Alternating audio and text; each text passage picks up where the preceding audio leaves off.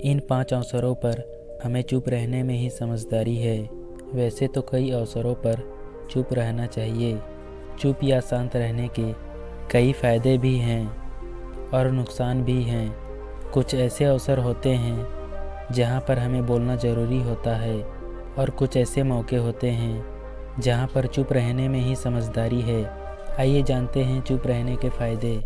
जब कोई कर रहा हो किसी की बुराई, जब कोई आदमी आपके सामने किसी तीसरे आदमी की बुराई कर रहा हो, तब उन्हें चुप रहकर बस सुनना चाहिए।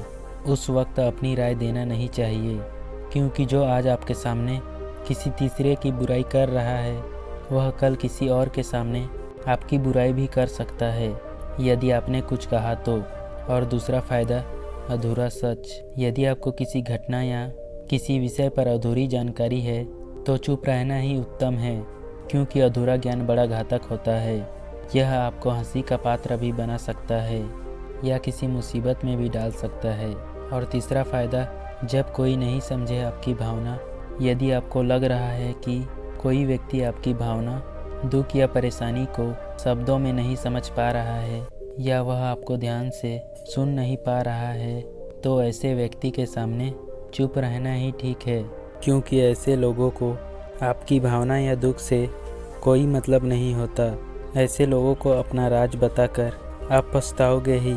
और चौथा फ़ायदा, यदि कोई इंसान अपने दुख या परेशानी को आपको बताता रहता है तो इसका मतलब यह है कि वह आपको अपना समझ रहा है। ऐसे में तुरंत ही उसे समाधान बताने के बजाय चुप रहकर उसकी दुख या समस्या को सुनें। उसके दुख या समस्या को किसी और को ना बताएं। और पांचवा फ़ायदा, जब कोई अपना या कोई सगा संबंधित आप पर क्रोध कर रहा हो, आपका अपमान कर रहा हो, तो आपको उस वक्त चुप रहना चाहिए ताकि सामने वाले का गुस्सा पूरी तरह से बाहर निकल जाए। यदि आप सही हैं तो उससे कतई माफ़ी ना मांगें और चुप रहकर सही समय का इंतज़ार करें। वह खुद ही आपसे माफ़ी मांगने लगेगा या उसे अपनी गलती का एहसास हो जाएगा।